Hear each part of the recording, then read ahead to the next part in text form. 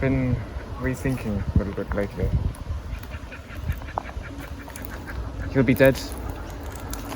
She'll be dead. I'll be dead. You'll be dead. So what? We're breathing today. He was only 21 when he passed. Some call it unlucky. I call it a risk that we're all at from the age of 1. If we still breathe today, that's luck. We were lucky enough to be breathing yesterday. Imagine getting one more day and still worrying about the end. Whether we're breathing or not tomorrow is not our problem, nor will it ever be. Because once we stop, we won't know. But it's a blessing enough that we're breathing today. Because it's now that's real. The past will forever be an illusion. The future, we don't even know it exists yet. Enjoy your reality while it's real.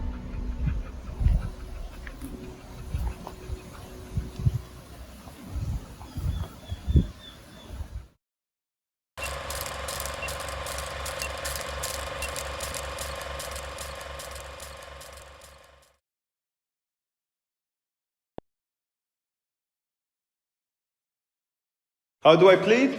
Is that the question, Your Honor? I'm not sure that I like pleading. It sounds like begging for mercy, and I don't wish to beg. I wish to present Your Honor with 2 options. Convict or release me. Simple. Is that me in the photo holding and looking at my phone while driving? Yes. Should I feel guilty? I will let you decide. You see, a while ago I lost my driver's license for going through a yellow light. Since when did they have the same offense as going through a red? I didn't know they changed the law. And since then, I have made a point of reading all the laws. To driving, walking, boating, flying, using public transport, shopping. Every law that I might be caught breaking. You must have some idea of the literature I am talking about. It is immense. And unlike some, I don't get paid for learning the laws. I need to hold down 9-to-5 job. And now I'm learning the law in my spare time, while I'm eating, while I'm drinking, walking, jogging, driving, shitting. I was caught glimpsing the laws relating to copulation during sex the other night. Most embarrassing. Well, there is no time for anything else. We're talking about millions of pages. So I was photographed in my car reading the driving laws. Do I feel guilty? No, I wasn't watching porn. I was making sure I know the law, so you can decide if I am guilty. But before you do, I must tell you the whole truth, and nothing but. Your Honor, I must confess that I also identify as a trans female person. Should I be convicted of this crime, I will have no means to pay the hefty fine, and I will have no option but to be incarcerated in a woman's prison. And no doubt once there, I will be tossed to the mercy of deprived women who will be releasing their pent-up desire and abusing my innocence in the process. A decent man as yourself does not deserve such guilt on your head. Once released, still impoverished, I would have to resort to selling my story to the media, so starved of juicy content. And that would be sure to make stars out of both of us. Well, I tend to shun the limelight, so you may enjoy the lure of fame. Your Honor, my balls are in your court.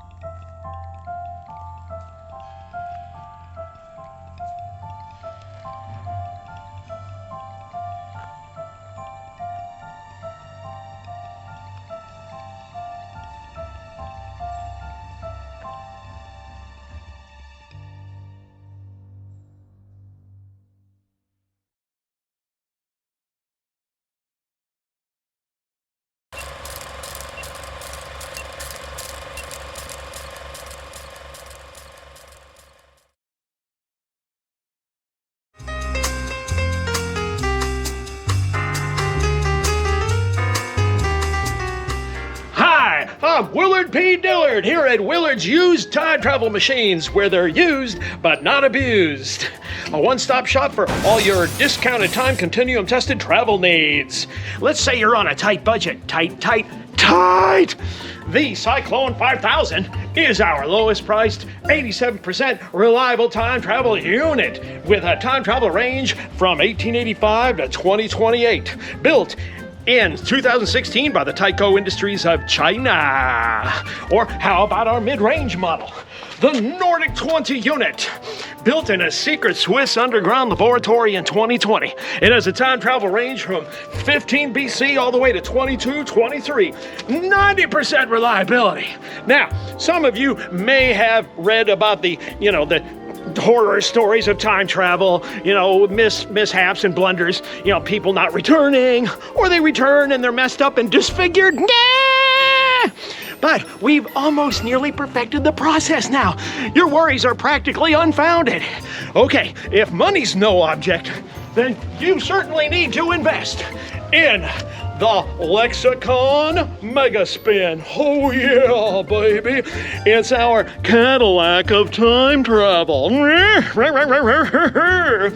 a time travel range from the Jurassic period all the way to future infinity. 95% reliability. Less mishaps, more fun. Who doesn't like fun? I love fun! So, hurry on down to Willard's Used Time Travel Machines. Tell them Willard P. Dillard sent you and get a 10% discount.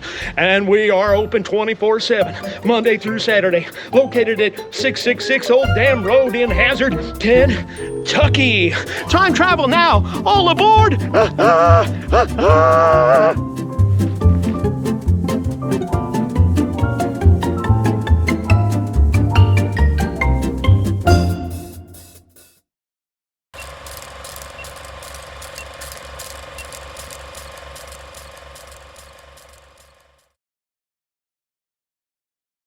If we simplify entropy and we take to mean randomness, let's say you have 3 marbles in 3 boxes, and there's only a set number of ways these marbles can go into these boxes. If you get a new box, entropy increases.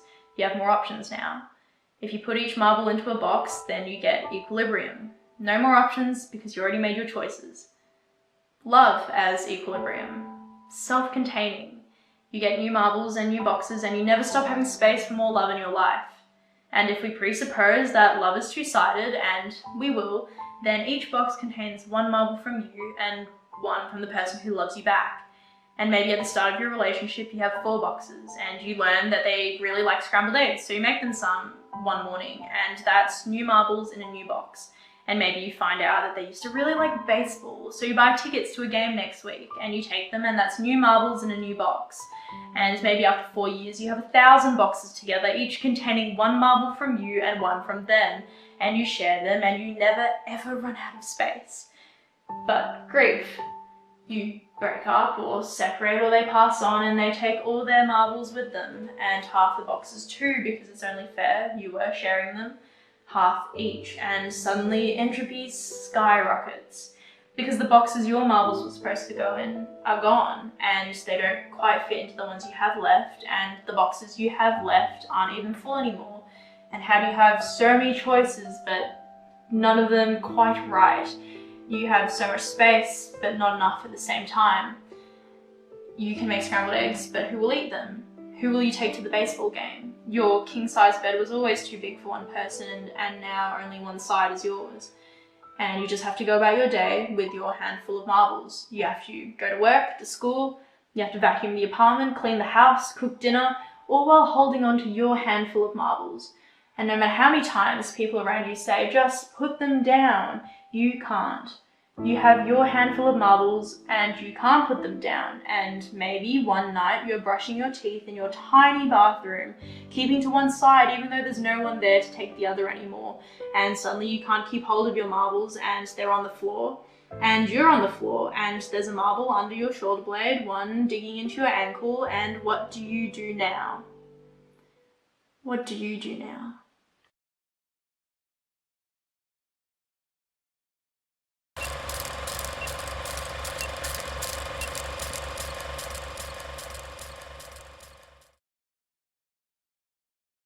This is a story my people tell, and it's about a tree, so I thought I would do it in front of a tree.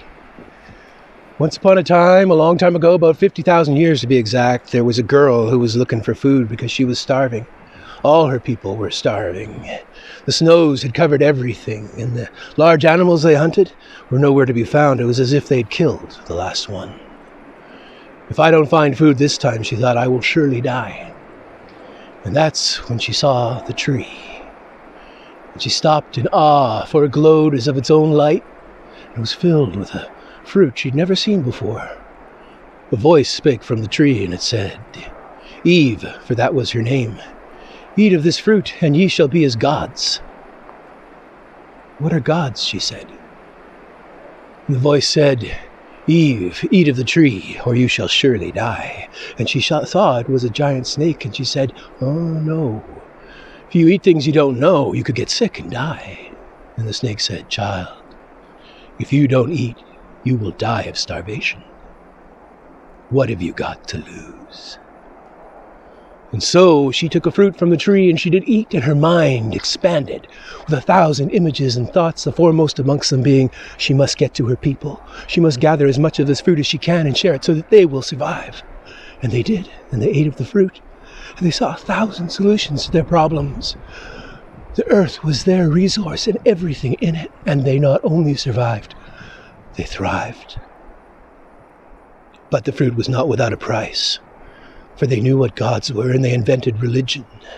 And they painted pictures on walls of animals, and carved stone goddesses and linemen of bone. They invented agriculture and art and state-level civilizations and a billion things that never were before that they called progress.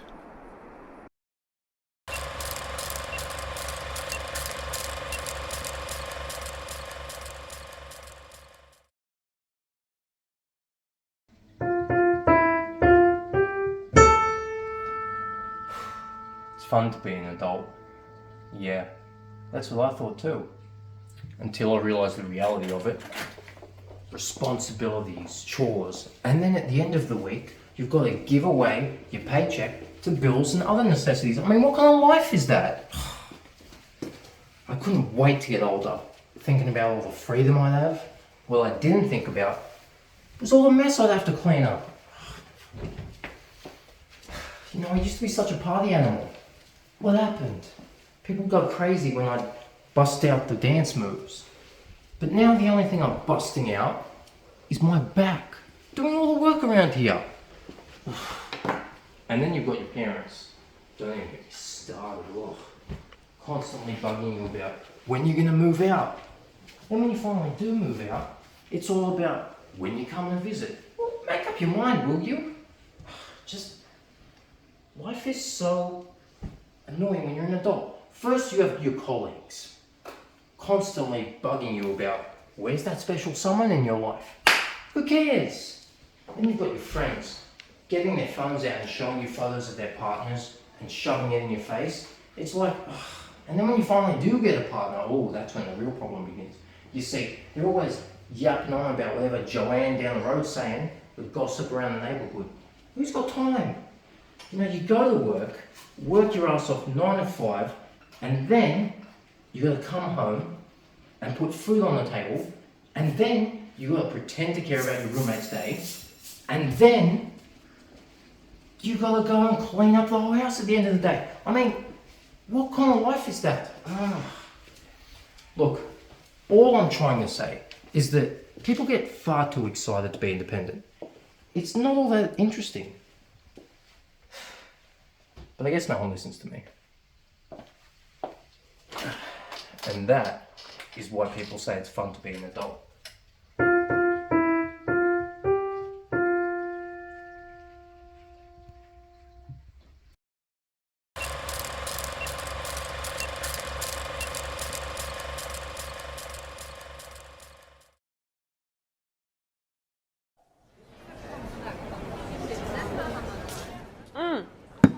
No offense, but I'm just gonna stop you right there. This is all been very fun and nice and cute and sweet with all the small talk and the get to know each other shit, but I have to be honest with you, Steve. I don't actually care about anything that you've had to say so far this evening. None of it. Not a word. But there is this couple over there. Don't look. Why would you look? Whatever. You saw them earlier. She helped him prick his finger for what appeared to be a diabetes test, which is equally sweet and disgusting because we're in a restaurant, which is normally a place where you would hope to avoid human bodily fluids. But my point is, I don't want that sweet, cutesy, small talk. Get to know your favorite colors. Smell if I was a dog breed. Dream vacation that I'll never actually go on. Inane article bullshit. I want that heavy, actual, romantic blood stuff. Like, you remember it in Shakespeare, when Juliet is about to stab herself because Romeo is like all dead because the friar just like did not do his personal best at handling any part of that situation. But before she gets all stabby, she's like, "Oh, happy dagger, this is thy sheath. Then rust and let me die." You remember that? I want that. And that only. Alive. Because I am too tired. And frankly, care too much about myself to pretend that settling for anything else would be fine. So, that's just where I'm at this evening. Would you let my love rust in your guts for all eternity? Would you let it hypothetically kill you, Steve? Because if not, Law and Order is on, and I am better wait at home. I can take these mashed potatoes with me.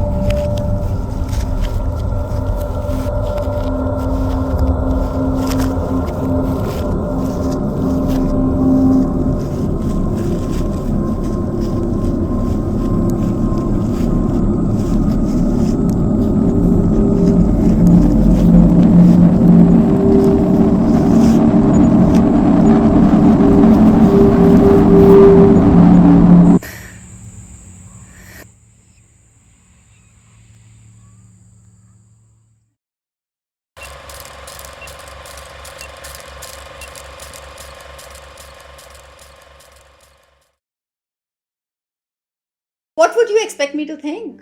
I come home and he's sitting in the armchair with the glass of his precious Hibiki Harmony 30th Anniversary Limited Edition whiskey cupped in his hands. You know what he says about this? The greatest pleasure in my life is the anticipation of drinking this whiskey. So when I saw him drink this $5,000 bottle, I could only assume the worst. The board has finally sacked him and he can't bear to live with the indignity. Why else would he open his treasured whiskey? He didn't drink it when we got married, or when we had our son, or when he became CEO. So either he's about to top himself, or he's got stage 4 cancer and wants to go out happy. I rush over and I slap it out of his hands. What are you doing, you crazy? What are you doing, Malcolm? Are you trying to kill yourself? He composes himself instantly, gets up, walks past the $600 whiskey stain on the carpet, fetches a new glass from the cabinet, sits back down and pours himself another serving. There's $1,000 swirling around in there. And he goes, I'm celebrating 2 incredible things. 1, the deal finally came through, and now I'm a majority shareholder. I became a billionaire. 2, I'm leaving you. The house is yours, but I'll be gone tomorrow.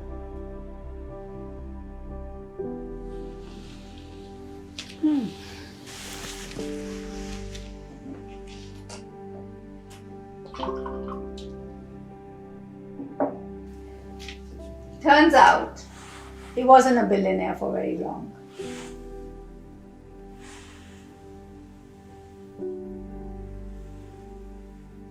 You know, the 30th anniversary edition is good, but this really hits the spot.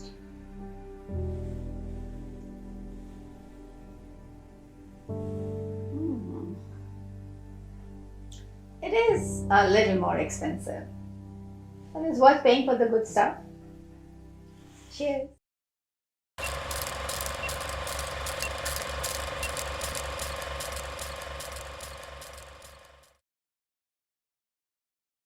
No, hang on a minute.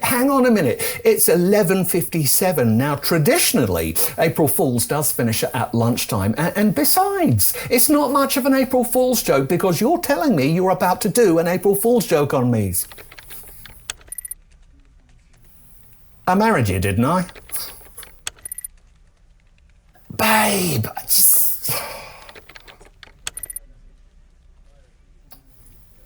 Okay, do your April Fool's joke, which obviously I know nothing about. It's going to be great, but could you do it before lunchtime, before I have to sit in front of the nation and read the news? That'd be great, please.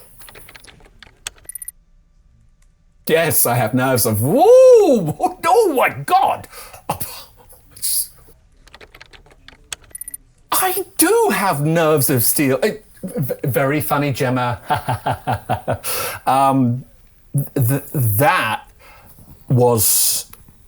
That was our honeymoon, wasn't it? Is there any point in me saying no? Okay, now you're just moving the camera around randomly now. Oh, title music has started. It's just... It's 11:59. Drinks cancelled? That's a shame.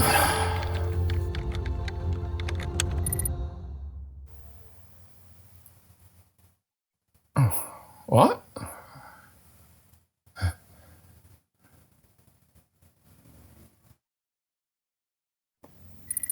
Oh, good afternoon. I'm Simon Prentice. We cross live now to Canberra, where the Prime Minister is holding a press conference on the worsening economic crisis.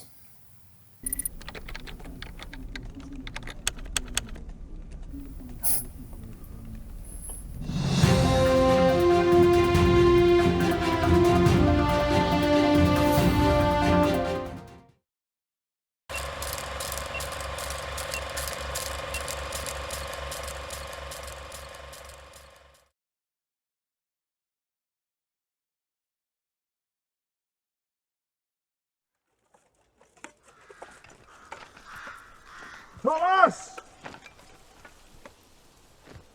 Thomas! Thomas! Thomas!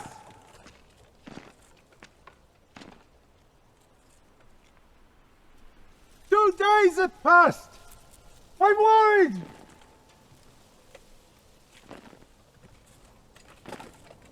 Let's go to town. Have supper. Put eggs by the fire. Maybe some stew or a roast. Obviously won't be your mother's. Or maybe some cheese for a treat. You always like cheese. More so on your brothers. A Doris trees fits you. Thomas! You're his worst stubborn. Running away like this. Good out for me. Your mother never liked you out late, Thomas.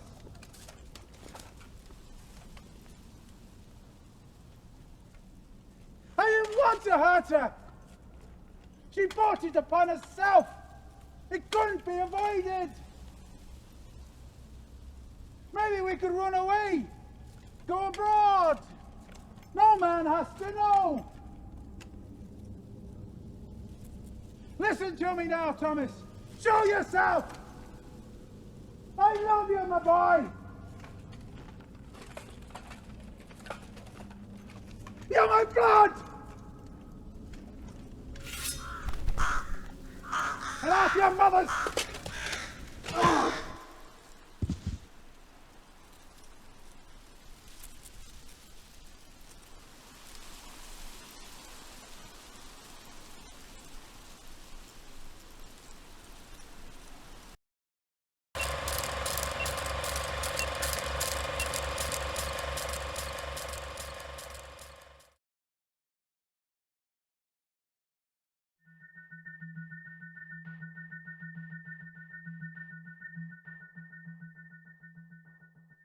Don't bother.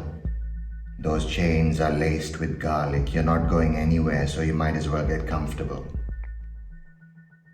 How old are you? 300? 500? 800 years old? What does a century feel like to you? A year? A month? A week? I mean, I know it may not seem like it to you, but 50 years is a lifetime for me. A lifetime spent looking for you. All those memories, all those sleepless nights, all the times I dreamed of this day, what I'd do to the monstrosity who's haunted my very existence. And now I finally got you. You know, I never understood the West's fascination for all kinds of elaborate tortures. I always thought it best to kill fast and swift, but now I'm beginning to understand. It's the look on their faces, the unmistakable realization that this could be their last moments on this earth. Do you have any idea how satisfying it is to watch them slowly come to that realization? Especially if they're immortal. But even in this world, a world of gods and demons and beings of extraordinary power, there is no magic that can resurrect the dead. So it looks like I'll have to settle. Beg me to prolong your miserable, worthless life. Beg me, like you made my parents do in vain. Know that you, monster, halfling, a being more powerful than any man, was driven down by a mere mortal. My father, my mother. Actually, my first instincts were right. Good night.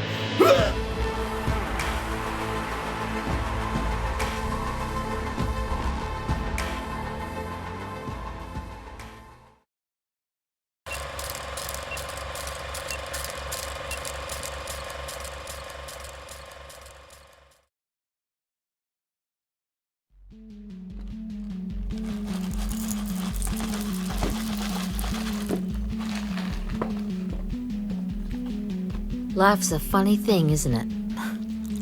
You wake up, make a bit of breakfast, go to work, come home, make some dinner, watch a bit of TV, go to bed. Then you do it all again. Have you ever wished that life had a pause button? I have. But it's up to us, isn't it? With what our life looks like, I mean. How we carry ourselves, what words we use, what actions we choose, what friends we make, what partners we pick, what type of kids we have, if you decide to have kids, that is, how much money we earn, or how much money we spend, what type of house we live in, what types of things we own, what our career looks like, if we have one, and the list goes on. And what if, after all that, what you have doesn't meet expectations? What do you do then? What if what you have isn't actually what you want?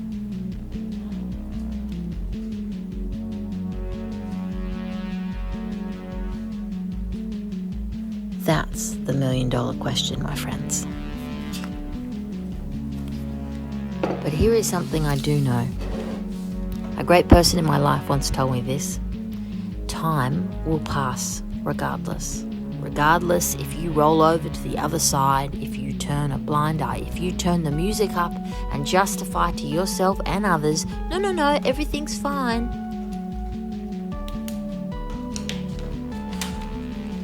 Time will pass regardless. Regardless if your mouth finally moves so your voice can be heard. If your legs actually take you where you want to go, if you look deep down inside yourself and find that courage to take that leap of faith, time will pass regardless. Life's a funny thing, isn't it? Just remember, when one door closes, you decide what happens next.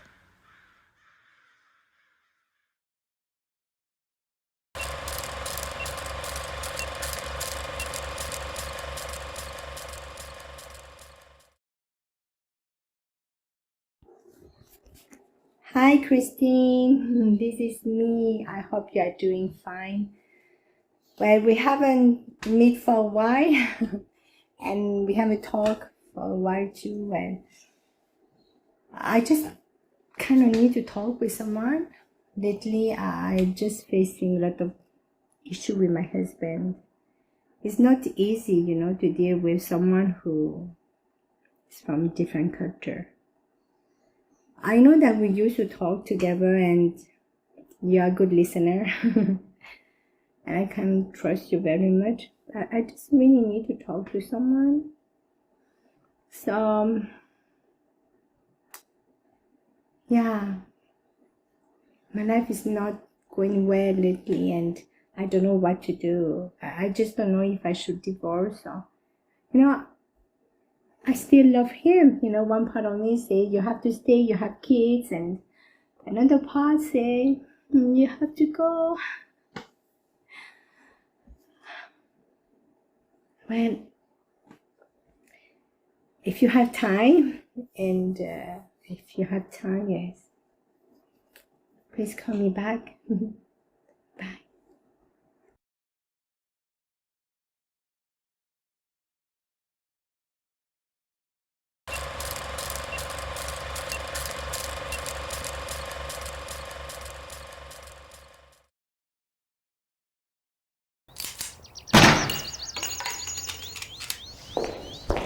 So much the shots to the head that bother me, or that's another cocktail dress ruined with arterial spray. It's not even the please, I beg you, I have children. No, what bothers me is that they're always such bloody perverts. I mean, only 20 minutes ago that one was down on all fours, begging me to call him by his dog's name. I could hardly even pronounce his name, let alone the brand of champagne he wanted me to order every half an hour, till the bar staff, thankfully, finally went to bed, and I could conclude my official business. Become an intelligence operative, they said. I was studying maths at Oxford University when they recruited me. See the world, courtesy of those cunning chaps at MI6, they said. See the world? Here I am at 0600 hours in the bridal suite of a 3-star health resort in Slough, dressed in Oxfam's finest, with a dead, naked Herzo-Slovakian diplomat in there, waiting to be scrubbed down. And it's not just blood he's covered in either. I'm basically just a glorified call girl at this rate, except my old uni mate, who actually is a sex worker, turns over something like 500 quid an hour, and all she has to do is blow fat, balding white guys. I have to blow them away for significantly less than that. But oh, no. Mustn't mention the wage gap. Don't hear that discussed on Prime Minister's Question Time, do you? No, you bloody well don't, because that is the biggest bloody state secret out there.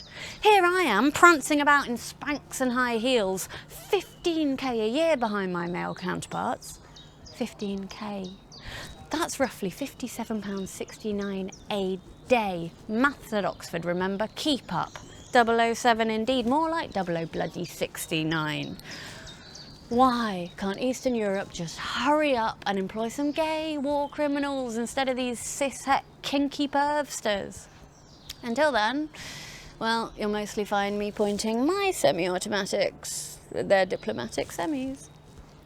Right, time to wipe down all the surfaces and stage yet another erotic accident for king and country. I wonder if the spa's open yet. I could murder a massage.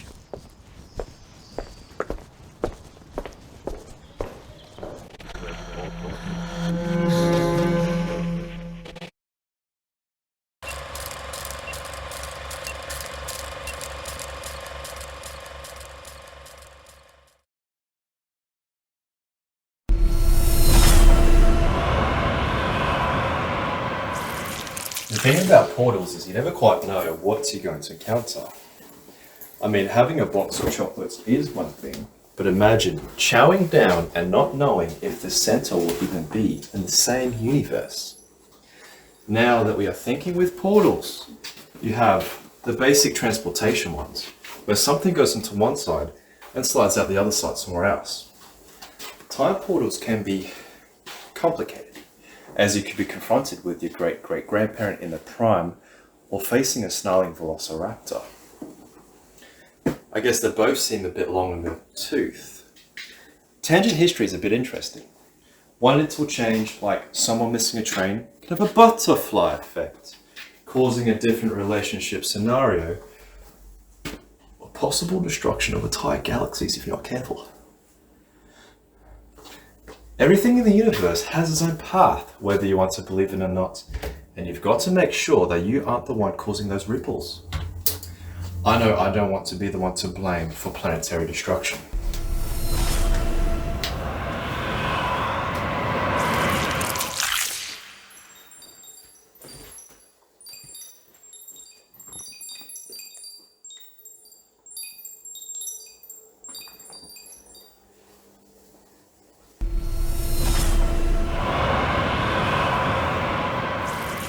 The thing about portals is you never quite know what you're going to encounter.